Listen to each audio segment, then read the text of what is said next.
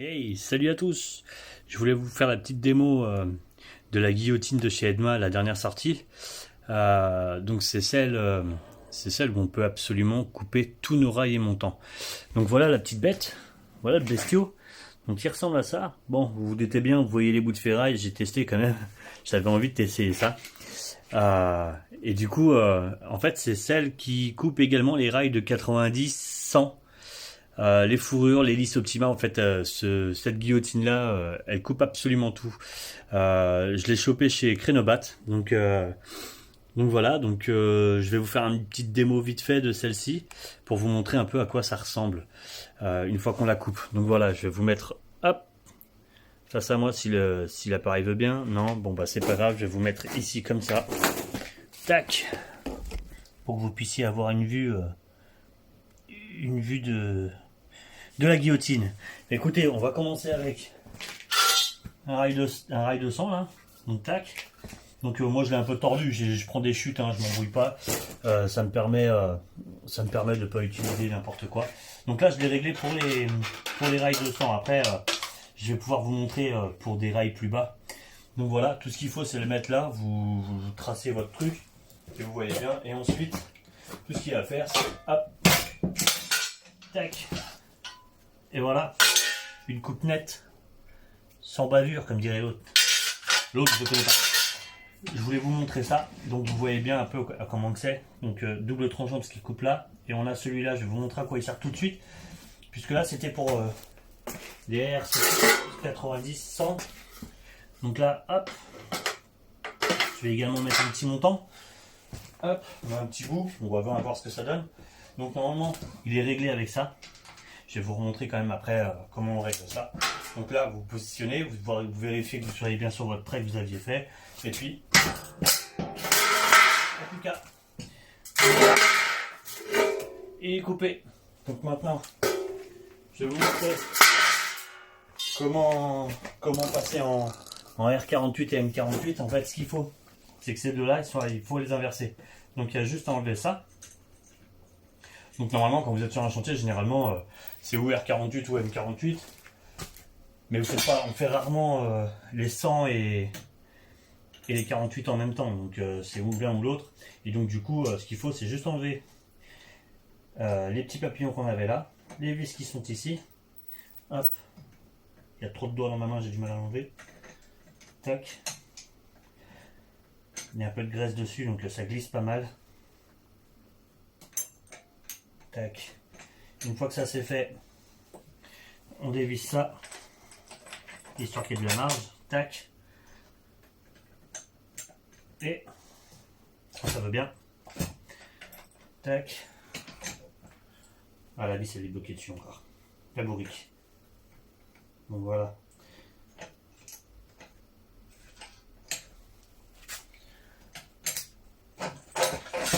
Tac. Donc vous voyez. Et on ne peut pas se tromper, c'est marqué dessus. Donc là, on est en comment ça s'appelle, en 40 jusqu'à 60 et les F530. Ici, on est pour les rails de 60 à 100. Donc nous, on a besoin de celui-là. Donc on va le repositionner dans son axe ici. Hop, on le descend. Ensuite, on récupère les petites vis qui étaient ici pour le remettre dans son axe là.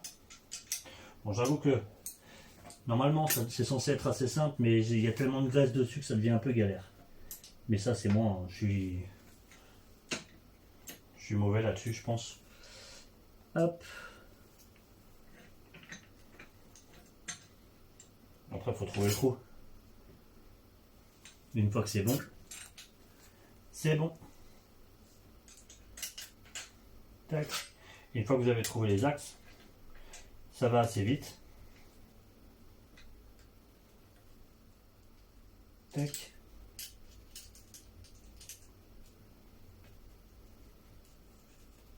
Donc vous resserrez les papillons. Donc jusque là, il n'y a rien de compliqué en vrai. Hein. Comme je l'ai dit, il y a un peu de graisse. Donc comme c'est tout neuf, je viens de le recevoir, il est tout neuf. Il y a un peu de graisse dessus, donc c'est un peu galère pour moi. Après, il va prendre la poussière. Ça devrait aller mieux. Tac, voilà, c'est beaucoup mieux.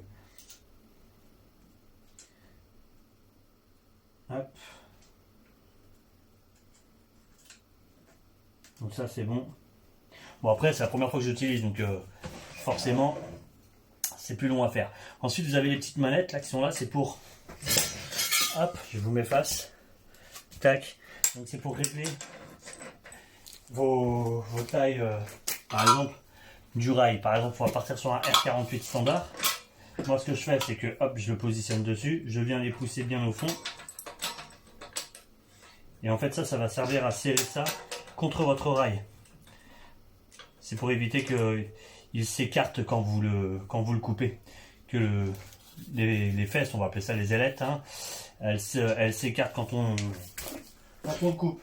Et une fois que c'est réglé, voilà, coupe nette, tac.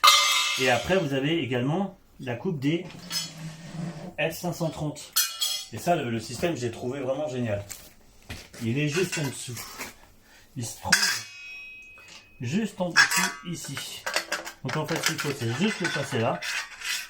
Vous voyez. Et tout ce qu'il y a à faire, c'est bon, comme d'hab, hein, vous regardez votre trait, s'il est bon. Et une fois que vous êtes bon, bah tac. Et là vous voyez, nickel. Donc même pour les petites chutes, les canons comme ça. Non franchement, cette petite guillotine, je la trouve plutôt pas mal. Elle est vraiment sympa. Et je pense que vraiment sur un chantier, en fonction des coupes qu'on peut avoir, elle peut vachement aider, surtout au niveau musculo-squelettique. Donc tout ce qui est au niveau poignet et autres, ça vous évite la cisaille qui est là-bas. À force de serrer, on a toujours mal au niveau des poignets. Ça, je vous l'apprends pas, vous avez l'habitude. Hein. Ça, et sinon ça esquive aussi la meuleuse. Donc au niveau du bruit, quand vous utilisez une disqueuse pour couper vos rails, bah là c'est pareil, c'est toujours un casque sur les oreilles. Là pas besoin de casque, ça fait absolument pas de bruit et vous avez pu le constater, ça fait des coupes nettes. Donc voilà, c'était la petite démo de la guillotine Edma, donc de chez Crenobat. Hein, pour celle-ci je l'ai eu chez Crenobat. Donc je vous mettrai en lien Crenobat pour ceux qui veulent aller voir le site Crenobat. Voilà, bah écoutez, je vous souhaite un bel après-midi, une belle matinée, une bonne soirée ou une bonne nuit, tout dépend de l'heure à laquelle vous regarderez ça. A plus.